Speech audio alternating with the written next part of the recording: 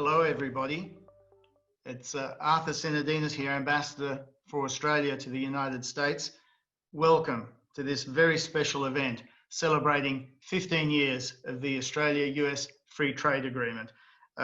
Today's event has been organised in collaboration with the US Chamber of Commerce and the American Australian Association. We've got a distinguished lineup of speakers. In fact, my biggest job has been to stop them from jumping in already to have something to say. They're all bursting to go. They're all great entrepreneurs and supporters of the relationship. And I think we're going to get a lot out of today's discussion. And we are going to be privileged to have Myron Brilliant, who I like to think of as the Brilliant Myron, the Executive Vice President and Head of International Affairs at the US Chamber of Commerce, and April Palmerlee, CEO at the US Chamber of Commerce in Australia, here with us to provide their thoughts on AUSTRALIA and the enduring relationship between the two countries. And both of them work very hard on the relationship, and their support is always appreciated. I then have the honour of moderating a discussion on AUSTRALIA and the economic relationship between the US and Australia with an outstanding panel of corporate leaders from major Australian and US businesses. And I'd like to thank and welcome the following participants. Nancy Zuzenschlagel, Vice President, International Government Affairs, Lockheed Martin International. Steve McCann, Group CEO and Managing Director, Lend-Lease. Mick Farrell, CEO of ResMed. Jennifer Nason, Global Chair, Investment Banking at JP Morgan. Steve Dimitriou, Chair and CEO of Jacobs. I'm very much looking forward to the discussion over the next hour. It would be remiss of me not to recognise that we have not only a lot of people on the call, but also some people that are very distinguished in their own right or good friends of the relationship. Brendan Nelson, Amanda Lacaze from Linus. I saw that Steve Shobo was there, former Trade Minister, was on the line as well. And Gina Reinhardt was registered as well. But you're all welcome, you're all friends of the relationship. And on that, let me say that the idea of a free trade agreement between Australia and the US was mooted as far back as the 1940s. But it wasn't until the early 2000s that George Bush and John Howard took this forward. That wasn't just a testament to their personal relationship, it reflected the very deep relationship between the two countries. And for Australia and the US, the free trade agreement was both an emphatic statement about our bilateral engagement, as well as US engagement in the region, but also about our security engagement in the region. John Howard saw a free trade agreement like this as also being a push, if you like, to get higher level trade agreements in the region and also where possible to promote multilateral agreements. So this was seen as a high quality agreement which would set the bar for other agreements. It has more than met our expectations, both in terms of the way that trade has more than doubled, investment has more than doubled, the US remains the #1 investor in Australia. It's fantastic for an economy of our size to have such a relationship with the world's leading economy.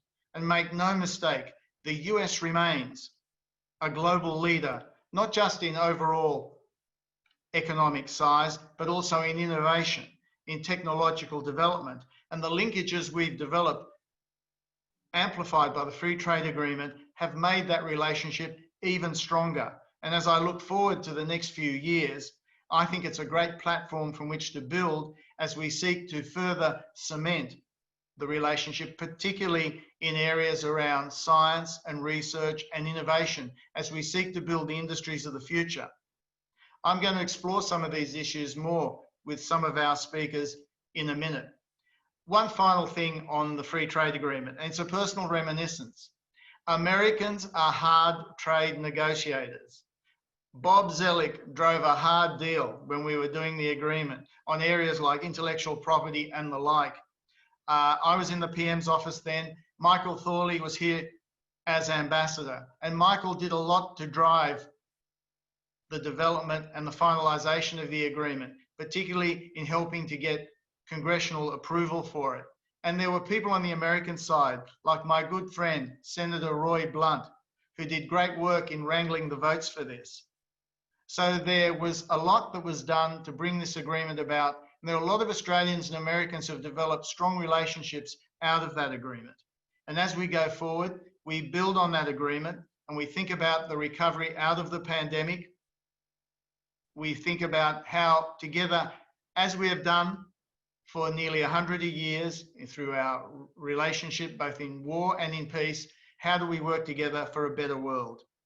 I'd like to now call on Myron Brilliant to say a few words about his perspectives on the Australia-US relationship. Ambassador Sinodinos, I think you summed it up very nicely. I think the relationship between the United States and Australia is a very special one, a very unique one. And it's not just grounded on security or economic issues, it's grounded on values and principles that we share in common. I want to thank the ambassador. I want to thank the entire team at the embassy for organizing this important event. I want to recognize our good friends at the American Australian Association. John's going to speak a little bit later.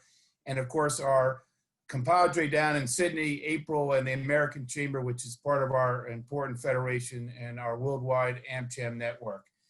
I was there on 9/11 waiting to host Prime Minister Howard. In fact, it was a very poignant moment in my lifetime because there I was hoping to host Prime Minister Howard to talk about the importance of the relationship.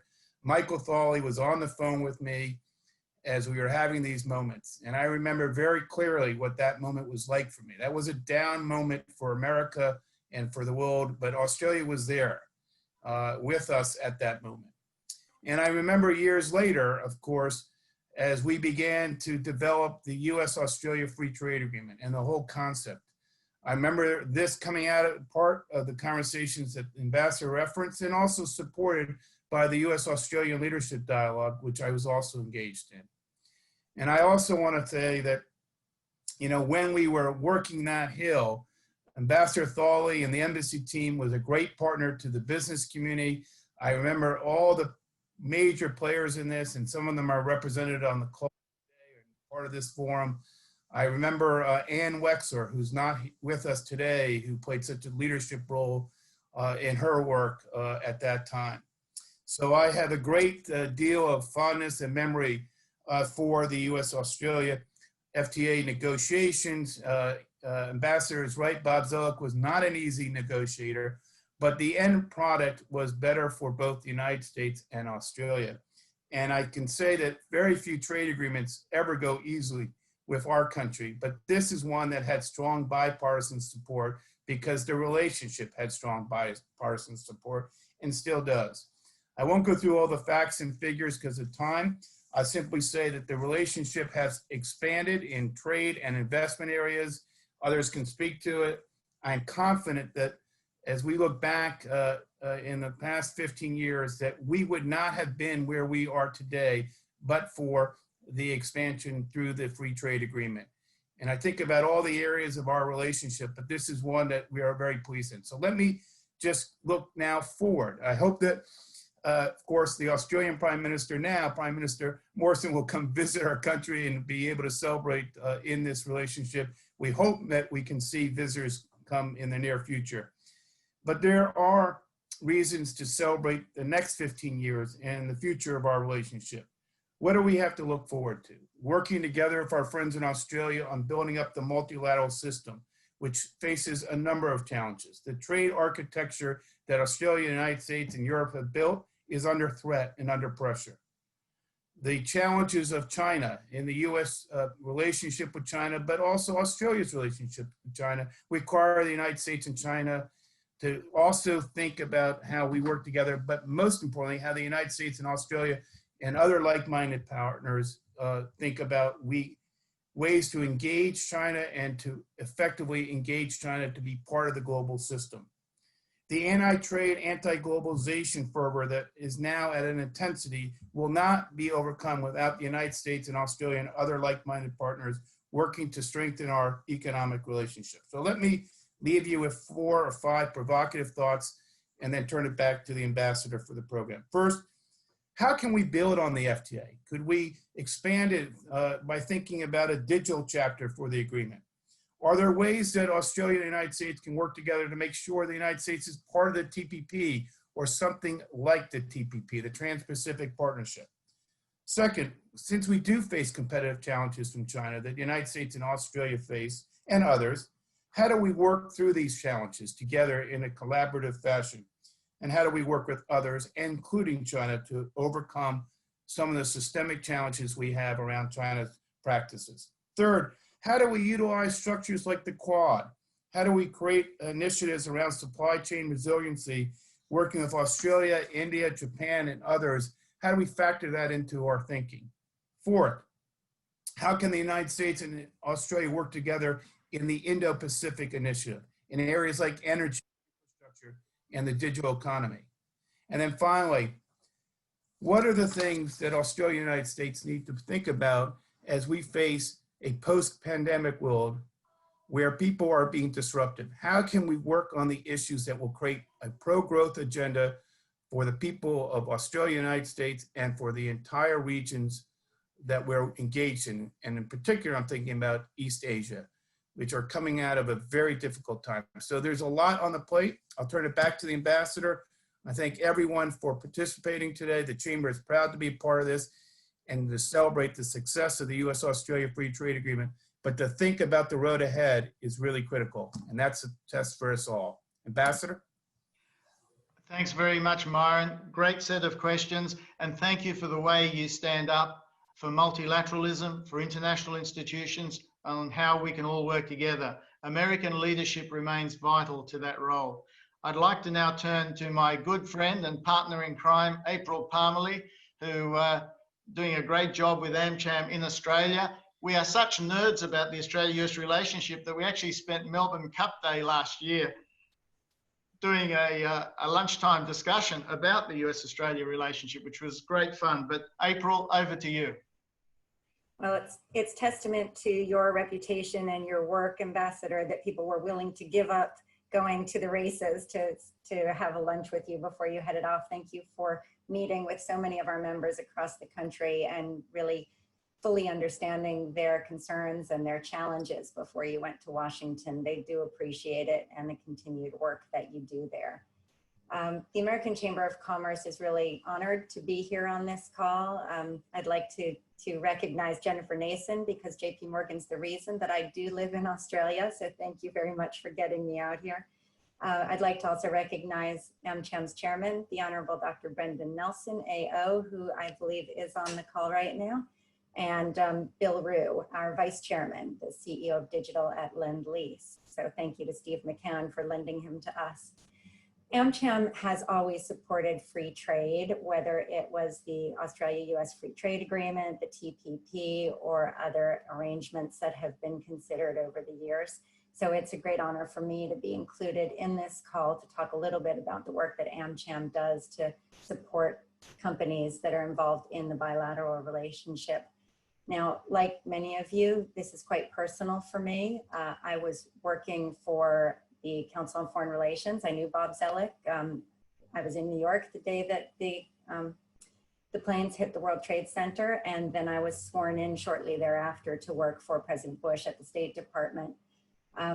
I moved to Australia just before OSFDA was enacted, and so I've been a happy beneficiary of the two-way trade and investment relationship developing over the last 15 years. And in fact, also, I just did some interviews for the Fulbright Commission yesterday, and we have an Ann Wexler Scholarship there. So echoes of OSFDA are all around me in my personal and professional life.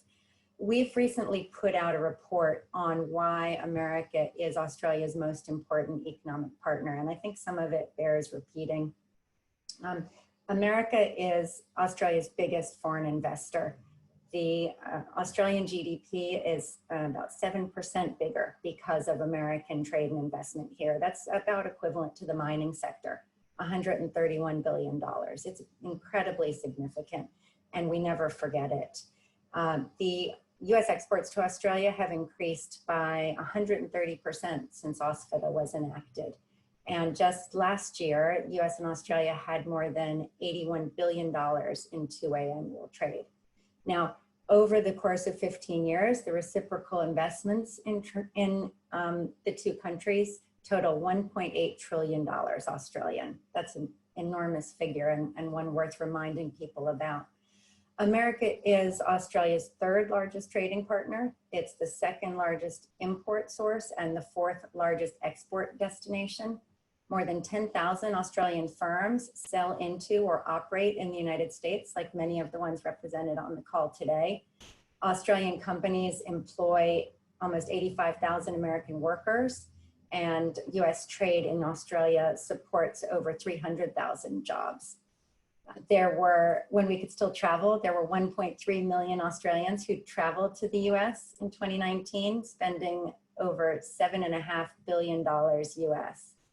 I'm sure we'll talk about some of the major imports and exports, but you'd all know that major US imports from Australia would include beef, pharmaceuticals, optical and medical instruments, and machinery. And the big agricultural imports, Ambassador Sinodinos mentioned that Mrs. Reinhardt's on the call. So in addition to beef, wine, beer, tree nuts, essential oils, beetroot, and cane sugar. And the US also exports a lot to Australia, of course. Passenger vehicles, machinery, optical and medical instruments, aircraft and parts, and electrical machinery. We trade a lot in services too. Of course, the vast majority of the Australian economy is service-oriented, and the top service imports are travel, transport, and financial services, also represented here on the call today. So there's a lot that's already been done, but as we come out of this COVID-induced recession, stroke, depression, I think that the US-Australia relationship is going to be key, because it's innovation that's going to drive the economic growth and create jobs that will lift us out of this economic turmoil that we're experiencing due to the shutdown to stop the pandemic. And the connection between Australia and America that was referenced earlier, that innovation connection, is what will make us stronger and help us grow together. So I'm looking forward to hearing what the other speakers on the call have planned for us. Thank you so much. Thanks, April, and thanks for being a thought leader on many of these issues in your day-to-day job. That's great. Nancy Zuzenschlagel, Vice President at Lockheed Martin International. Nancy, we've had a bit to do with each other in recent times, and I've always been impressed at the strength of the Lockheed Martin relationship with Australia. And from your point of view, apart from the fact that you're a very big company and are going to be successful anyway, wherever you go, what is it, do you think, that's made you particularly successful in the context of Australia? Thank you, Ambassador, and thank you to the Chamber and the Australian American Association. Mr. Ambassador, you're right. When we spoke just a little over a week ago in a similar virtual environment, I think we both noted that even in this dynamic, challenging global environment, the stability of the Australian-American relationship endures. And in fact, it's more important than ever. You noted, and Lockheed Martin is so proud to be supporting Australia in its most critical defense and security missions and working closely with Australian industry. Our relationship in Australia goes deep. You know, to be fair, talking about FTAs, we're here to celebrate 15 years of the FTA, but I would say the FTA is successful because it was built on this long history, over 100 years of troops fighting side by side, joint training, getting to know each other and building trust, and that business to business network that is helping to grow our innovation. National security is intricately linked to economic security. And we're so pleased in what we're able to do in our partnerships with Australia. I noted that just this morning, our time, Prime Minister Morrison was talking about his manufacturing strategy. And this resonated so deeply with me. He was talking about strengthening competition, resilient manufacturing, high wage jobs, global supply chains. And what's really important here is improving collaboration among government, industry, R&D, and education. That resonates because that is how we view our partnership in Australia. We see partnering, investing in R&D and technology for the future. As we've talked previously, the very first multidisciplinary research and development lab that Lockheed Martin placed around the world outside of the United States is in Australia, our Stellar Lab in Melbourne. And it's there, we're able to take advantage of the expertise and the work that's already ongoing with Australian minds and technology in areas like hypersonics. And we've expanded that R&D relationship now to 16 universities across the country, 5 different states, working with the best and the brightest of Australian minds, taking their ideas and bringing them into a larger market, which is important not only for Australia, but for us as well. We have found the industrial capability to be wonderful in Australia.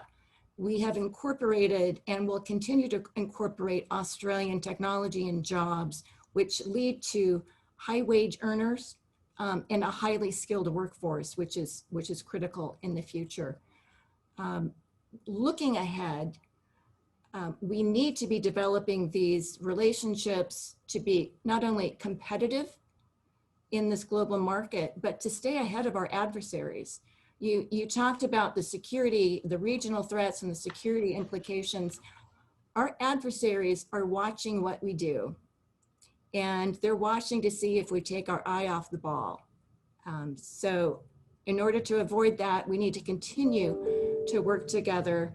We cannot do it alone. The relationships and the technology partnerships are critical. Just a couple of examples. On our F-35 program, Australian companies have won over 1.7 billion Australian dollars in contracts so far. Australia now is the regional manufacturing research, repair and overhaul facility. And we're through that cooperation and through that development, we're moving into new sectors, including helicopters, submarines, ships, space, AI, and machine learning. So why are we there in Australia? We're there because Australia matters, because Australia has the people and the technology that help us with our collective defense, and we're committed to this partnership going forward. Thank you. Thanks very much, Nancy. And one thing you were probably too modest to say is that one of the things that Lockheed Martin has done really well in Australia is develop supply chains, which has been a great opportunity for small and medium-sized enterprises to get into the business and become potentially globally competitive and able to work in third markets. So thanks for all of that. Thank you. I'm going to turn now to a good friend and a good bloke, Steve McCann from Lend-Lease. And I'll say a couple of things about Lend-Lease. It's a company which has had a number of iterations in terms of its role in the economy. It's a company which has been able to cut it in the States, the most competitive market in the world. They've not only come here, but they've prospered. During the COVID-19 pandemic, you would have been aware, some of you, from news reports that Lend-Lease stepped up and carried out emergency works to 7 New York hospitals to expand the number of intensive care beds, a story which epitomizes the mateship between the two countries. And Steve's commitment to the relationship is such that he was one of the people who presented to Vice President Pence when the Vice President was in Australia in 2017 at a forum which Steve Shobo, when he was Trade Minister and I was Industry Minister, co-chaired. So Steve, welcome to this forum. And what do you think about the relationship? Why do you think you've been able to succeed in the US?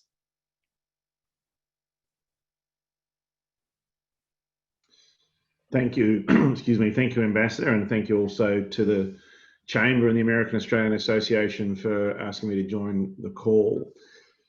So as you point out, Ambassador, we are a pretty significant player in the American market. We've done quite well across all of our businesses, and we're obviously therefore engaged already in a number of projects, and we have the strength of some very deep relationships in New York and elsewhere across the country. Just to give you a bit of context around that, our construction business in the US does about $3 billion of turnover per annum. And in fact, for the last 21 years, it's been ranked consecutively the largest multi-residential builder in the US. And similarly, in our healthcare space, where we have been very focused over a number of years, for 30 years now, we've been ranked one of the top 10 healthcare contractors.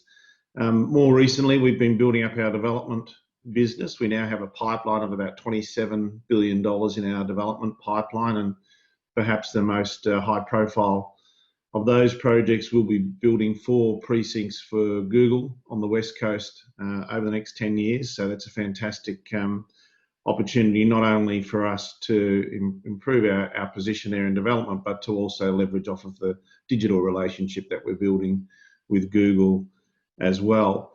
And we're also a contractor for the Department of Defense. In fact, we manage 40,000 homes for the US military and 15,000 hotel keys. And that's a business that we've been in for almost 20 years now. It's been a very successful part of our business. So we have a number of relationships which we were mutually in discussions about the challenges around COVID from day one. In New York, in particular, being quite active in the healthcare space, and our teams responded very quickly. We've got a proud history in New York of working on a number of the city's iconic projects. In fact, we were one of the first responders on the terrible day of 9/11, and subsequently the contractor that built the 9/11 Memorial. We've done the Grand Central renovation, Citi Field, Barclays Centre. We're currently doing the Javits Convention Centre. We're building Disney's new headquarters, and we're also finishing off the tallest residential building in the world at One Central Park. So our New York operations are a very active part of our business. When the pandemic hit, we were already working with the likes of New York Presbyterian, Mount Sinai, NYU, and also Columbia University. And it was those relationships where, immediately the discussions turned to what was going to be required. Are the facilities adequate? If this thing ramps up quickly, is the city going to be able to cope with the demand for emergency facilities and healthcare facilities? So we moved to converting existing hospital and healthcare facilities and building new temporary facilities to help the city prepare. So at NYU Langone Medical Centre, we converted a temporary emergency department to a permanent emergency department over a span of about 15 weeks. So that gave the hospital a new permanent clinical space. During COVID, it's been used exclusively to treat patients with COVID symptoms. On New York Presbyterian, we've got a relationship there that dates back to 1988. And we've provided services around estimating, consulting, pre-construction, etc. And during the pandemic, we were asked to convert bed units to retrofit some space for temporary morgue facilities and to construct a temporary field hospital at Riverview Terrace to help treat the lower acuity COVID positive patients. So that enabled us to free up some of the ICU capacity at other hospital campuses. So it's been a very collaborative approach, a lot of discussions, very open discussions with the healthcare operators as to what their requirements might be. Obviously, one of the big challenges during this pandemic is we're all trying to make decisions efficiently and effectively and quickly with very imperfect information. And so a lot of the healthcare operators found themselves in a position where they needed to respond quickly and try and anticipate how things may play out over a period of time and build capacity to deal with a number of possible scenarios. So, the fact that we've been there for a long time, these relationships go back a long time, and there is really a significant element of trust. And when I'm asked about, why is it that the Australian and American trade relationship and corporate relationships work so well, fundamentally it comes down to that. And we've talked about, how at a national level we've had a great relationship in terms of defence and security in an enduring way.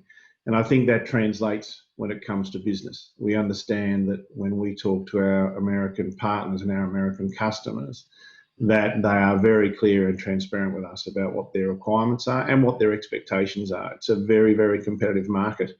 So you need to be delivering global best quality, and we obviously endeavour to do that at all times. But I think the fundamental issue is there's a lot of trust between the two nations, and that does translate when it comes to business. And when you're in a crisis, as we've been for some time now, that really determines the speed of decision making, the level of trust that you have. And I think that's been something that we've seen very, very strongly during this period. We've managed to keep most of our construction businesses around the world open, except for limited periods.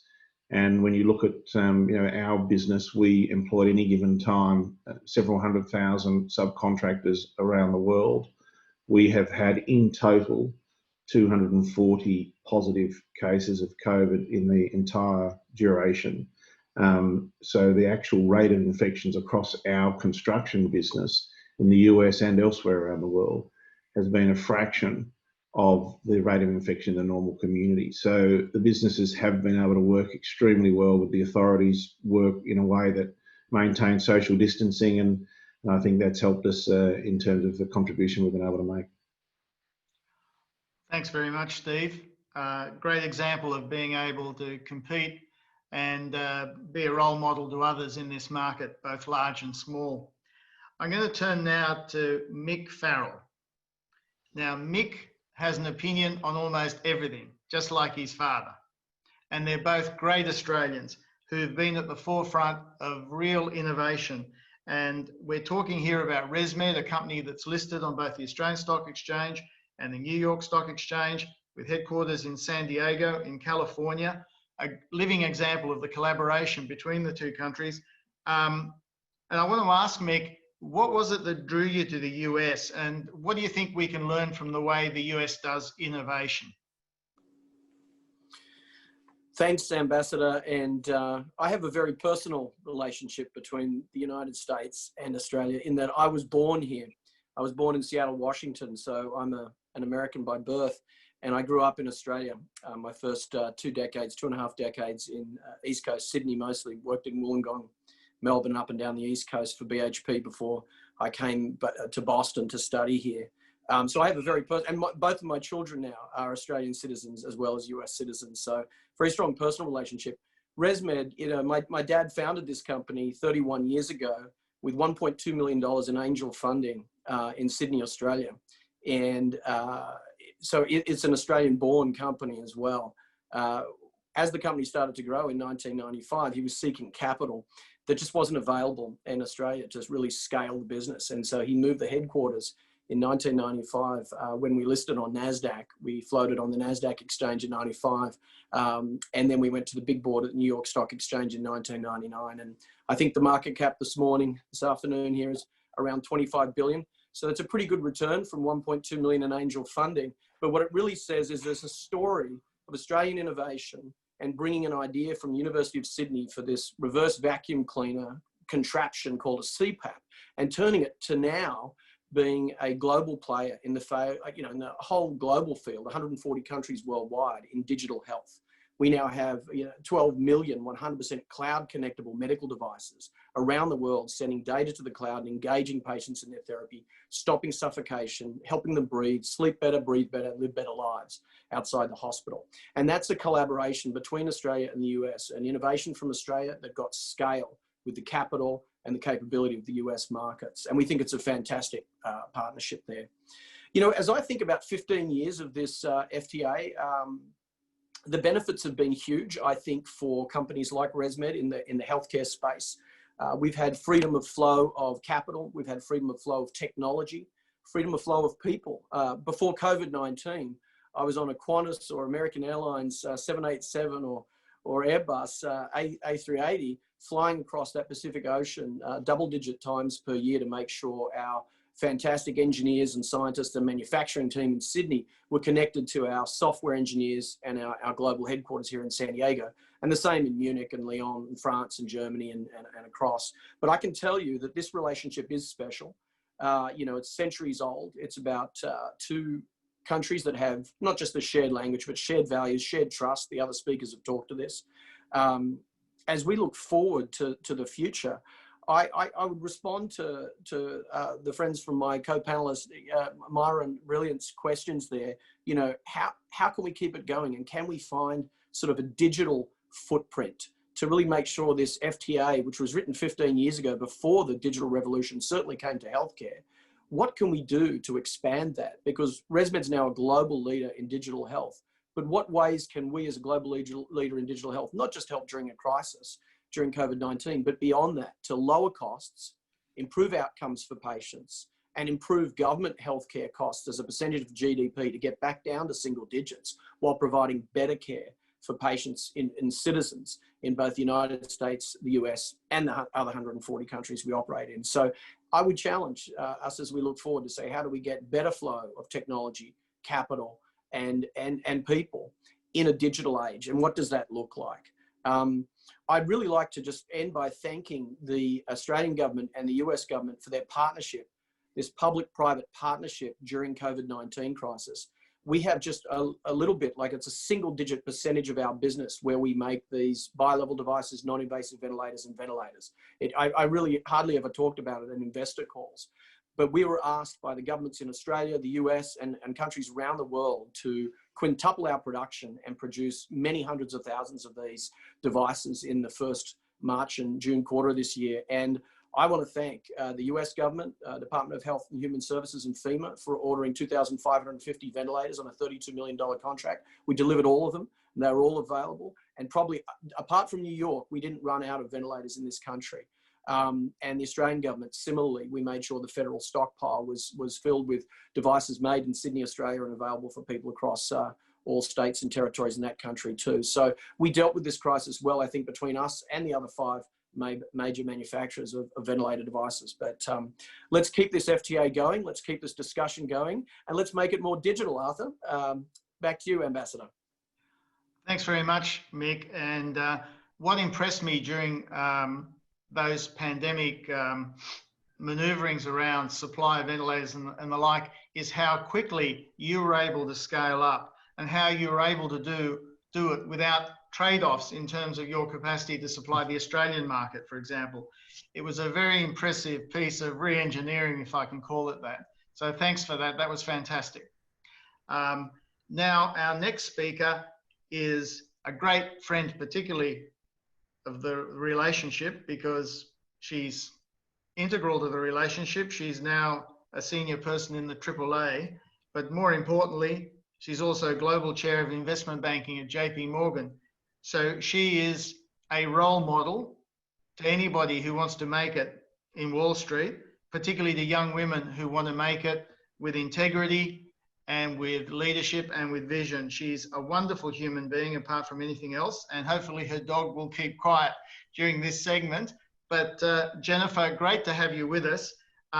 You're a particular expert around technology and the like, and I wonder if you could tell us a bit about the policies you think we can collaborate on in that space going forward, and the way in which that can feed into our trade and economic policy. Well, thank you, Ambassador, for that very generous introduction. And thank you to the Chamber and all my dear friends at the AAA for having me on this panel today. And I do feel that Mick was just the perfect setup for me. So thank you, Mick, for going ahead, because I think the digital agenda is sort of crucial. And I certainly would advocate very strongly for incorporating that as we go forward.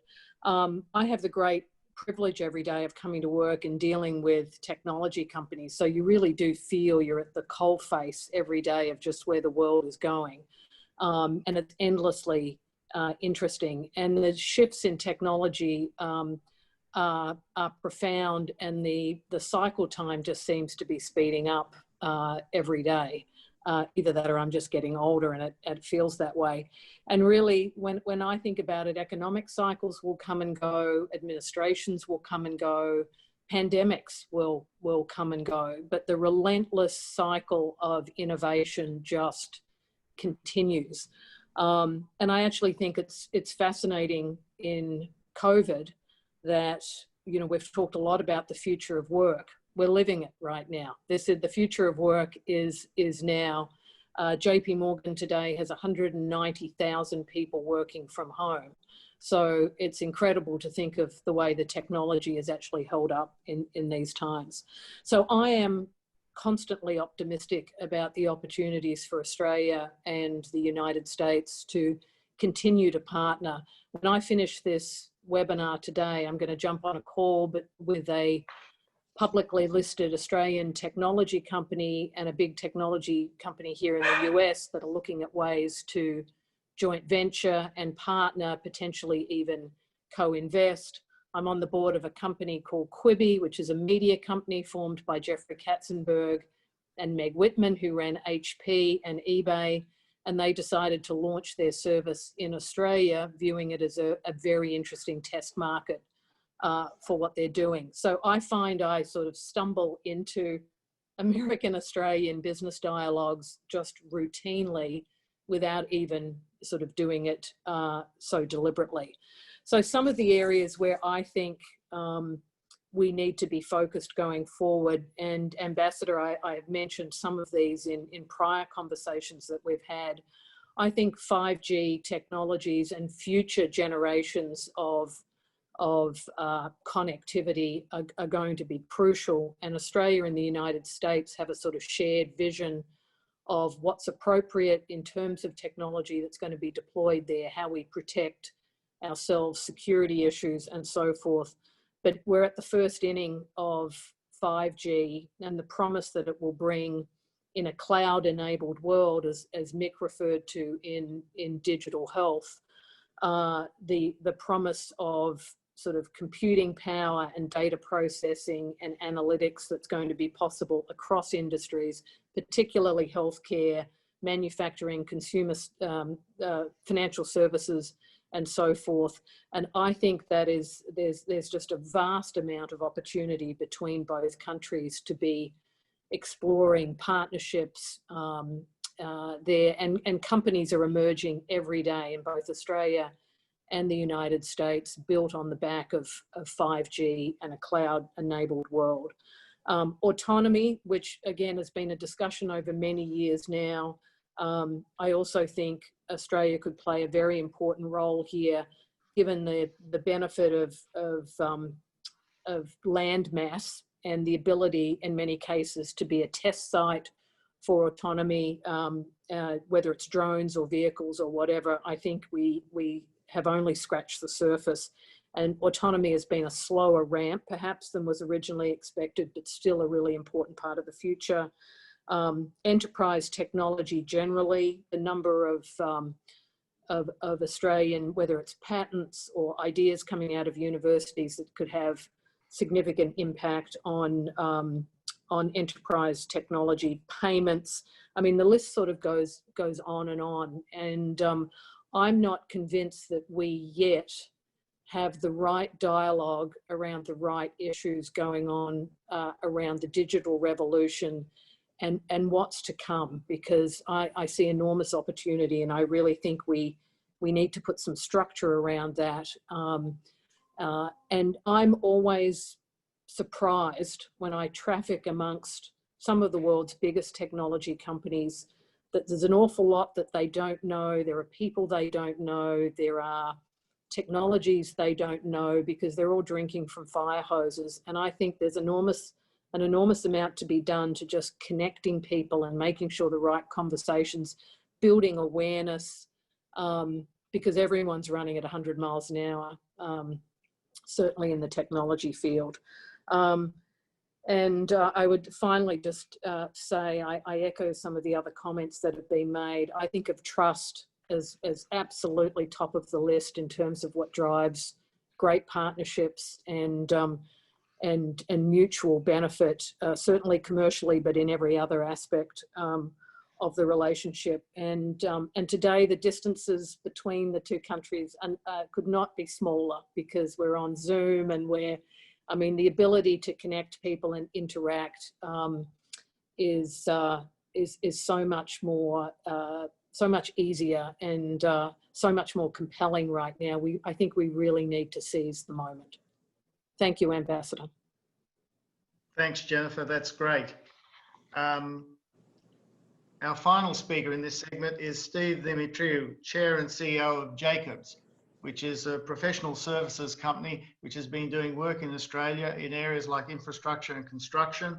And in my previous discussions with them, and they've been working with the embassy for a while now, they've talked about defence, space, health, clean energy, as well as infrastructure as areas that they're interested in. Steve, you've been doing business in Australia for a while now. What is it that attracts you to doing business in Australia, and what do you think we can do better? Thanks, Ambassador. And we do a lot of business in Australia. And so I first like to begin by acknowledging the traditional custodians of the land throughout Australia. Jacobs pays our respects to the elders past and present and emerging, and I extend that respect to any Aboriginal or Torres Strait Islander people with us today. But talking about the relationship between our two countries, we all know it's strong. We've been talking about it today, and it's highly relevant, and I don't see that changing in the future. For Jacobs, Australia is our third largest market across the globe, and it's critical to our global growth strategy. And the reasons behind that are the answers to the second part of your question, and that is the characteristics of the relationship that will help Jacobs to continue to grow. The first is the strong alliance between the US and Australia that dates back centuries, an alliance that started in defense and security during the world wars and has prospered since then. It's a trusted relationship that works both ways. And I heard you make the comment about mateship, and clearly we're fondly called our mateship. We share similar cultures: freedom, fairness, commitment to democracy, and an entrepreneurial spirit. We have common strategic objectives. Today, it's an important relationship around the context of the Asia-Pacific region, in the sense that both of us have an important stake as trade partners and in defense and security of the region. And in fact, as members of the Five Eyes Alliance and through the Australia-US Defense Trade and Cooperation Treaty, the US is able to share our cyber capabilities and expertise in a way that isn't possible in many other countries. Another critical area in continuing to grow our business is the sharing of world-leading expertise between the US and Australia where our clients need it. For example, advanced facilities expertise leveraged with CSIRO on highly specialized facilities over a number of decades that are now central to Australia's response to the current pandemic. And we're currently working on several examples where we're mitigating the sovereign risk around essential medicines in countries around the world. And in fact, Jacobs, today, we're working on 4 of the 6 COVID vaccine facilities across the globe. We've leveraged our healthcare expertise from Australia into the US and the United Kingdom during the pandemic. We planned and managed temporary field hospitals in all 3 countries in readiness to respond to extreme conditions. Water expertise from Australia around drought and desalination facilities in Sydney and the Gold Coast was transferred to California as well as across the globe to solve similar challenges. And on the PFAS front, one of the biggest environmental challenges globally, we're using Jacobs' world-leading experts from the United States to help solve PFAS challenges in Australia around aviation and the defense sectors. And our NASA expertise is being shared to support the new Australian space industry. But look, the absolute critical nature is around continued business growth in Australia is the free flow of talent around the world. There's a trend in nationalistic policies globally which are hindering talent flow. And we think there's an opportunity to refresh this thinking to allow for world-leading talent to move more freely, creating value and aiding business growth. But that will take partnership and focus from our governments and our business leaders. So thank you, Ambassador, for that question. No, thanks very much, Steve. Much appreciated. I'm just going to go around. We've got a little bit of time left. I'm going to ask John Berry in a moment to make some closing remarks. But before I do that, I'm going to go around and give you each a minute just to sum up from your perspective, something that your company is particularly thinking of doing in Australia or in the US that you see would advance the relationship. Nancy? Well, thank you for that. And thank you to all the other speakers. Great idea. And there's really a confluence of both support and a commitment to the relationship. I think I keep coming back to innovation and technology and how do we work together, collaboration between government, industry, R&D, and education. We're very focused on STEM. We're very focused on building the skills necessary for the 21st century workforce. And so that's what I would leave you with. Tagging on to the comments from Jennifer, 5G, autonomy, there are so many opportunities for us to be partnering, and Australia is the perfect partner for us.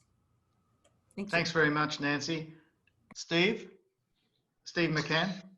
Yeah, thanks, Ambassador. I might also just go with the digital topic. So, as I mentioned, we're working with Google on the West Coast. Recently, we hosted an autonomous building summit. We had a number of participants, including Google and Salesforce, a number of government participants as well. And really, that was around the digitisation of that sector. And if you look at productivity gains across the building industry over the last 30 to 40 years, they lag well behind pretty much any other sector in the world. So it's been slow to move in the technology space.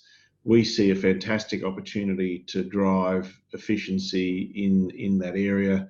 In the Australian industry, our building industry is one of the most expensive in the world. In the US, it varies on a city-by-city basis. But when you get projects at scale with repeat opportunities, we think there's a great opportunity for us to bring that autonomy and digitisation, which has been in a lot of manufacturing industries for some time, to bring that to the real estate industry and drive tremendous efficiency for both markets. So that's something we're pretty excited about, and I expect there'll be a massive shift over the next 5 to 10 years. Thanks very much, Steve. Mick, if you were dictator for a day, what would you do? Well, firstly, I'd give up my role and start a democracy if I was dictator. But no, looking at innovations coming forward, think about these last 6-9 months of the COVID-19 crisis and what it did to all of us. It flipped everything on its heads. We all had to go. 65% of our workforce is working from home. So we're going to invest a lot more in digital infrastructure, not just for the 6 billion nights of medical data we have for our customers, but for what we do internally. And I think that digital transformation of our company is something that's going to transform what we do in Australia, what we do in the US, and what we do in 140 countries worldwide. Another thing we learned, which is related to this, is the supply chains. When you've got 1,000 parts and pieces that go into a ventilator and you want to do quintuple production, you get this 5 by 500 by 140 countries matrix, three-dimensional matrix that blows up. And what we found was there were some gaps in the old 80s, 90s, 2010 strategy of just outsource everything to China and India at low cost labor and see what happens with the supply chain in an emergency. So we're going to be looking at bringing certainly some parts of our manufacturing back to Europe, back to North America. And so if we look at the US, there will be some investments in manufacturing here to be closer to the biggest market. In times of need, you've got to be able to ramp that up. And certainly I see US military buying made in America and Australian military looking to buy made in Australia. And so if there's enough of a market through some of those, we might be able to create changes to our whole manufacturing and supply chain. And then you roll the digital on that. You have AI, ML, MI capabilities on the supply chain, and you're able to flex on cost and flexibility and timing that can help in a crisis, but also can help you for sustainability of your supply chain over time. So it's a combo. That's great. Thanks, Mick. Jennifer. Yeah, so I would just like to touch on the notion of corporate social responsibility as part of all of this. And I think one of the things we at JP Morgan that I'm very proud of is, corporate social responsibility is a line of business for us. It's not something off and to the side that we do. And it's a global initiative. So as we talk about innovation and change and the digital economy, it can leave people behind. It can affect communities in which we operate, not always in a positive way, generally in a positive way, but not always. And given, again, the COVID situation, what we've gone through, I think any conversation around the benefits of digital economy, the potential for opportunities between our two countries should come with an overlay of corporate social responsibility. And I think some of the work that we are doing at JP Morgan in that area has its has impact in Australia as we do things in those communities in which we operate as well. Thanks, Jennifer. That's a great message. Corporate social responsibility is core business. Steve Dimitriou. Yeah, I think I'm going to build right on what Jennifer talked about. We see a big opportunity around decarbonization, working together. In fact, our Australian team recently authored a white paper focused on leading technologies around introducing hydrogen as an energy source. This has been picked up by water authorities, energy companies, industrial clients from Melbourne to the Pilbara. So it's something I think is a great opportunity for our two countries to work on together. Thanks very much. I'd like to turn to John Berry now for some closing remarks. I think of him as the most cheerful person in America because he's unfailingly happy and always very nice to everybody and is a genial host. Great ambassador for the US in Australia. When he was there, we worked well together. So John, over to you. Ambassador, thank you so much for those very kind and generous remarks. You know, 15 years ago, the American Australian Association, under the guidance of our current chair, Craig Chapman, proudly worked with the Australian government, with you, with Prime Minister Howard, and the Chambers of Commerce to help approve and launch the free trade agreement that we have been celebrating today. We have heard multiple examples of the amazing results, which are only a part of the nearly now $2 trillion plus economic relationship, which undergirds our alliance. The FTA also, as we've heard, breathes new life into our 100 years of mateship as defense partners for freedom. And finally, it has been an incredible boon for job creation in both of our countries, with hundreds of thousands of new, well-paying jobs that have benefited everyone. I want to thank Ambassador Sinodinos and his amazingly talented team at the embassy for their hard work that they did both 15 years ago and continue to do today, as well as the US Chamber of Commerce and the American Chamber of Commerce down in Australia for helping us organize this wonderful discussion. I love how it is not only looked back to celebrate, but to look forward as to all the amazing things we'll accomplish together. I also would like a special thanks to each and every one of our outstanding panelists who have donated their time freely to join with us tonight. And finally, thanks to each and every one of you for joining us. I wish everyone much good health and a prosperous future. Thank you so much again. Well, thank you, John. And I just want to close this off by thanking all of you and thanking the team at the embassy. Here at the embassy, we're not just different portfolios, it's a whole of team effort, and we work together. And we take the lessons out of today, which are around the importance of trust, the importance of innovation, particularly the importance of digitization. And when we think about whether we do a digital agreement with the United States, a digital trade agreement, what you've said today is so relevant. And in that context, I want to acknowledge people from the administration and the Congress who are on this call. So for us, today has been to, if you like, re-energize us about the future that is possible. And you've laid out some great prospects there, and you're all great role models as speakers about what can be done when people really put their minds to achieving big things. And the thing about Australia and the US that we share is that we've always thought big thoughts about what is possible, and we've been able to achieve them. So all of you, thanks very much for being with us. Myron Brilliant, thanks again. April Palmerlee, all of you. Catch up with you soon. Have a great Thursday night or Friday morning. Thanks very much.